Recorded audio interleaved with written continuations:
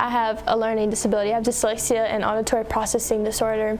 And knowing that I'm different can be really hard sometimes, but then I learned that it's truly amazing being able to be different and how we're all unique in our own ways. With preschool, everything was pretty much on track. She was pretty much at the top of her class during preschool.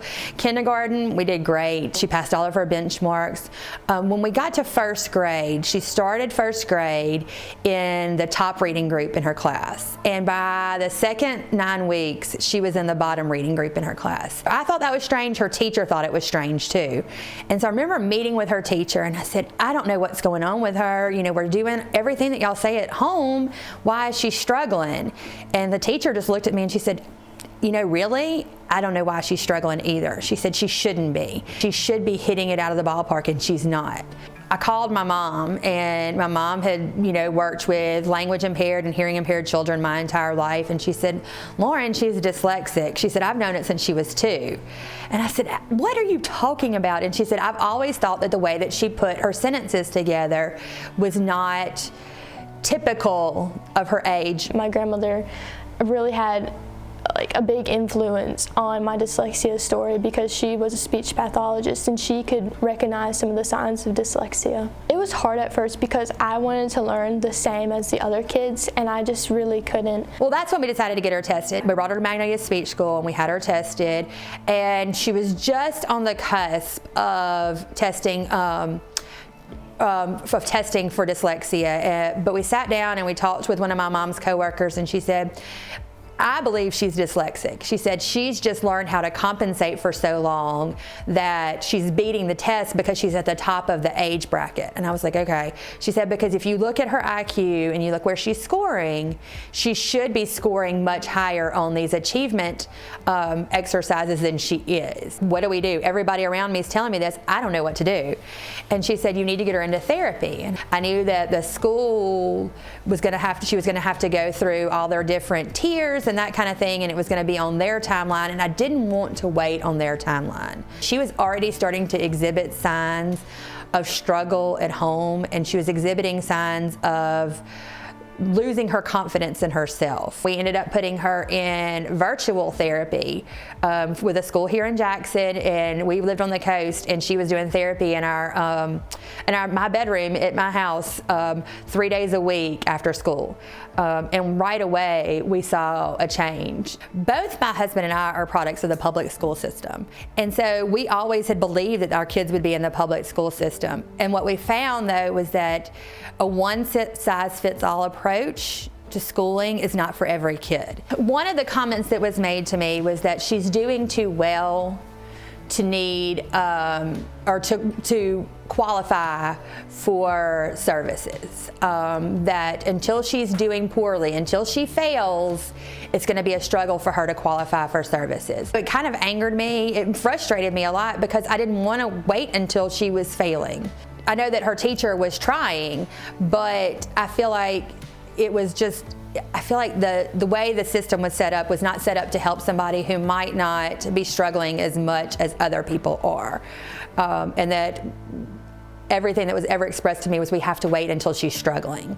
And I was like, she's already struggling. You know, in my mind, I'm thinking she's already struggling. But on paper, it didn't look like she was struggling. But anytime as a parent you watch your child struggle, it's difficult. And when you watch your child struggle and you don't know why they're struggling and you can't help them, it's even more difficult. When we were living on the coast and we were paying for private therapy, I remember looking at John one day and saying, I don't know how we're going to pay for this, but we have to pay for it. When we were preparing to move to Louisiana, I was doing research on the different options of schooling for Maddie in the area, and I happened upon Louisiana Key Academy. It was started by Laura Cassidy, Senator Bill Cassidy's wife. Their youngest child is dyslexic, and she realized after walking through that journey with their youngest child how few options there were for parents of kids who are dyslexic, especially ones that may not be able to afford therapy or private schools, because both can be extremely cost prohibitive. Price, cost should not affect the education that your child is receiving. And parents shouldn't be at a loss and thinking, I can't get my child the best help that they need because I can't afford it. That's a hard position to be in. The fact that it was free was a huge deal for our family. It's a free public charter school in the middle of Baton Rouge. We liked the fact that it had a public school feel. We decided, hey, let's just give it a shot and see how it goes, and we'll go from there. So I was a little bit worried about her walking in and knowing nobody there.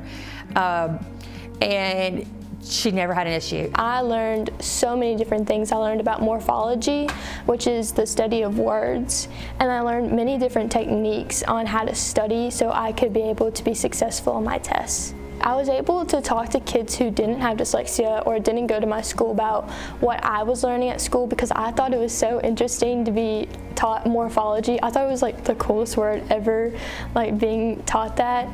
So that really did help, like telling other people about what I was learning. It really gave me some confidence because I can tell them I'm learning something really different and really cool, and I can tell y'all all about it. So when she started in the second grade, she just blossomed.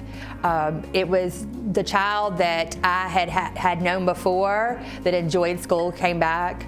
She was supported, she was active in class, she was happy when she came home. She talked about school all the time. She wanted to go to school, and it really solidified that we had made the right decision. So I was able to speak to school boards about having dyslexia and auditory processing disorder and what changes that school had made for me and how it made me into this better person who was able to do well in school.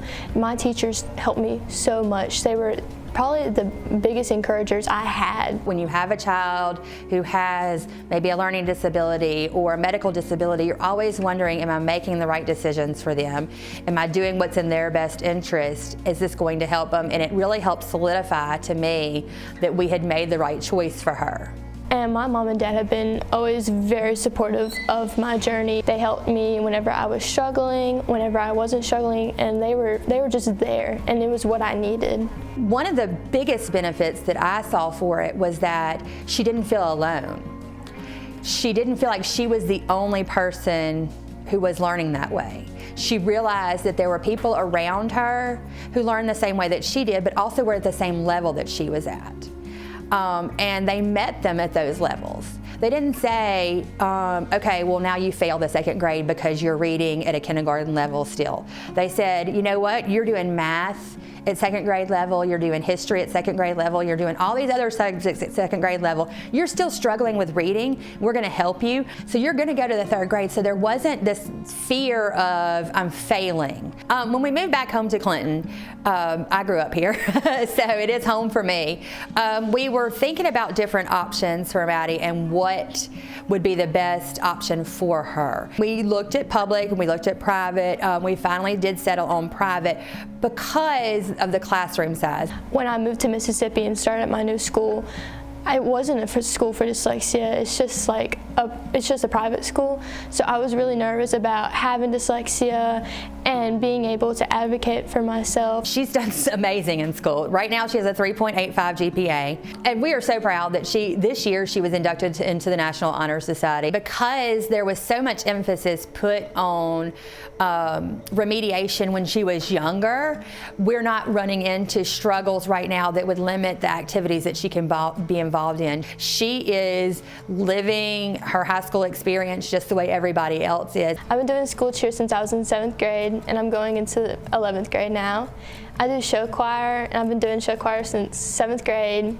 I'm a singer dancer. I love show choir. It's just one of my favorite things to do. I love being on stage, and just being able to perform is one of my favorite things. I just started doing pageants, but so far I just feel like it's one of the things that God has led me to do. I've always been able to just go on stage and just be out there. I don't get nervous or embarrassed to be on stage. I really just love being out there.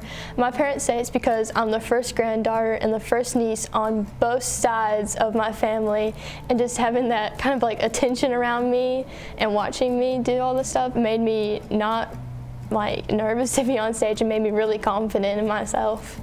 I plan to graduate from my high school currently and attend the University of Southern Mississippi, and I plan to become a neuropsychologist and be able to see where everything is and how all of it works. And it also involves dyslexia and auditory processing disorder, because you get to see how a person with dyslexia, their brain works differently than a person who doesn't have it, or a person with a different learning disability. They all learn differently, and all their brains work differently, and it's so cool.